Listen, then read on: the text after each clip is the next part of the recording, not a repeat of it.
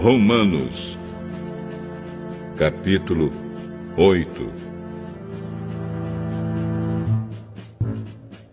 Agora, já não existe nenhuma condenação para as pessoas que estão unidas com Cristo Jesus.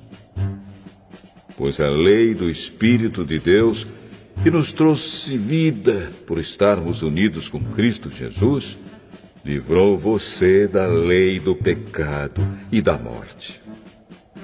Deus fez o que a lei não pôde fazer, porque a natureza humana era fraca. Deus condenou o pecado na natureza humana, enviando o seu próprio Filho, que veio na forma da nossa natureza pecaminosa, a fim de acabar com o pecado.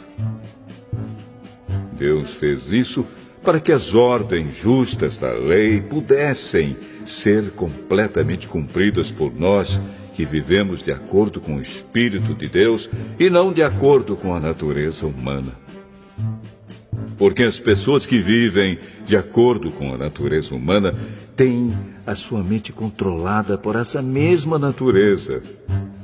Mas as que vivem de acordo com o Espírito de Deus têm a sua mente controlada pelo Espírito. As pessoas que têm a mente controlada pela natureza humana acabarão morrendo espiritualmente.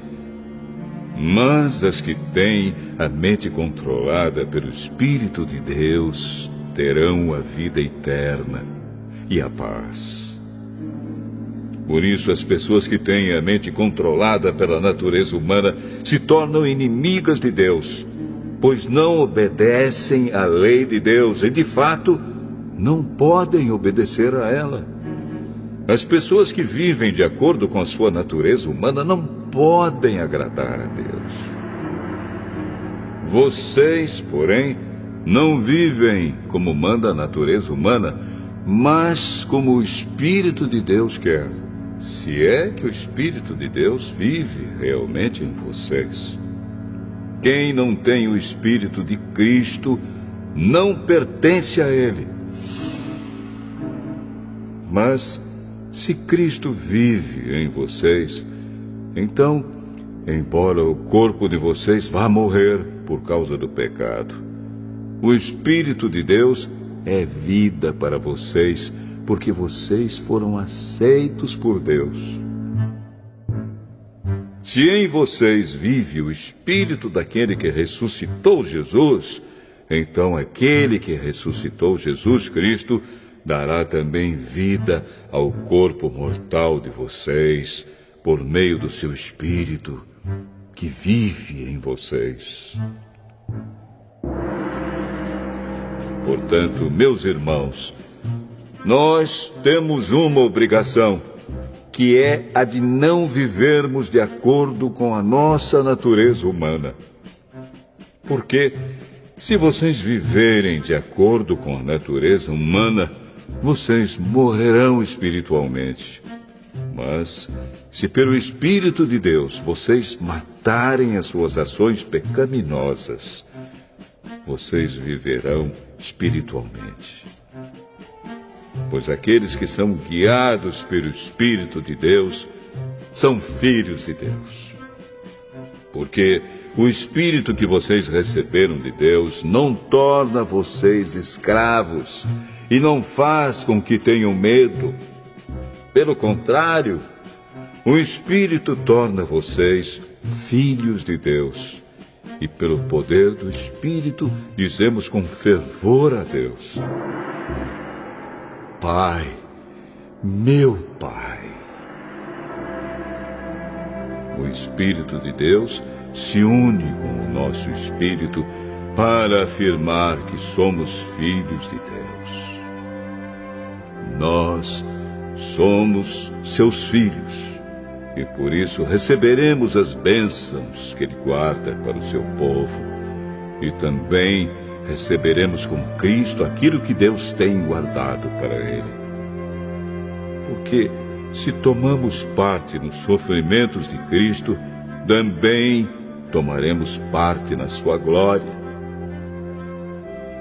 Eu penso que o que sofremos durante a nossa vida não pode ser comparado, de modo nenhum, com a glória que nos será revelada no futuro. O universo todo espera com muita impaciência o momento em que Deus vai revelar o que os seus filhos realmente são. Pois o universo se tornou inútil, não pela sua própria vontade, mas porque Deus quis que fosse assim. Porém, existe esta esperança. Um dia, o próprio universo ficará livre do poder destruidor que o mantém escravo e tomará parte na gloriosa liberdade dos filhos de Deus. Pois sabemos que até agora o universo todo geme e sofre como uma mulher que está em trabalho de parto. E não somente o universo, mas nós, que temos o Espírito Santo como o primeiro presente que recebemos de Deus, nós também gememos dentro de nós mesmos, enquanto esperamos que Deus faça com que sejamos seus filhos e nos liberte completamente. Pois foi por meio da esperança que fomos salvos. Mas, se já estamos vendo aquilo que esperamos, então isso não é mais uma esperança. Pois quem é que fica esperando por alguma coisa que está vendo? Porém, se estamos esperando alguma coisa que ainda não podemos ver, então esperamos com paciência. Assim também, o Espírito de Deus vem nos ajudar na nossa fraqueza. Pois não sabemos como devemos orar, mas o Espírito de Deus, com gemidos que não podem ser explicados por palavras, pede a Deus em nosso favor. E Deus, que vê o que está dentro do coração, sabe qual é o pensamento do Espírito. Porque o Espírito pede em favor do povo de Deus e pede de acordo com a vontade de Deus. Pois sabemos que todas as coisas trabalham juntas para o bem daqueles que amam a Deus, daqueles a quem Ele chamou de acordo com o seu plano. Porque aqueles que já tinham sido escolhidos por Deus, Ele também separou a fim de se tornarem parecidos com seu Filho. Ele fez isso para que o Filho fosse o primeiro entre muitos irmãos. Assim Deus chamou os que havia separado.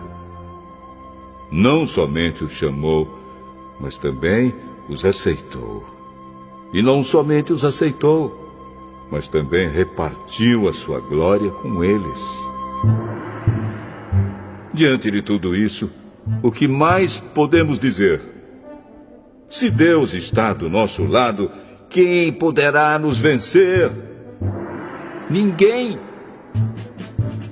Porque Ele nem mesmo deixou de entregar o próprio Filho, mas o ofereceu por todos nós. Se Ele nos deu o seu Filho, será que não nos dará também todas as coisas? Quem acusará aqueles que Deus escolheu? Ninguém! Porque o próprio Deus declara que eles não são culpados. Será que alguém poderá condená-los? Ninguém! Pois foi Cristo Jesus quem morreu, ou melhor, quem foi ressuscitado e está à direita de Deus. E Ele pede a Deus em favor de nós. Então, quem pode nos separar do amor de Cristo? Serão os sofrimentos, as dificuldades, a perseguição, a fome, a pobreza, o perigo ou a morte?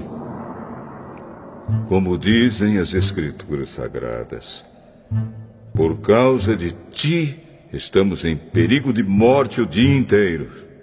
Somos tratados como ovelhas que vão para o matadouro.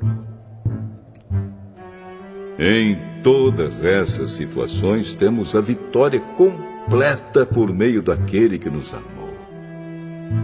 Pois eu tenho a certeza de que nada pode nos separar do amor de Deus. Nem a morte, nem a vida, nem os anjos, nem outras autoridades ou poderes celestiais, nem o presente, nem o futuro, nem o mundo lá de cima, nem o mundo lá de baixo. Em todo o universo não há nada que possa nos separar do amor de Deus, que é nosso por meio de Cristo Jesus, o nosso Senhor.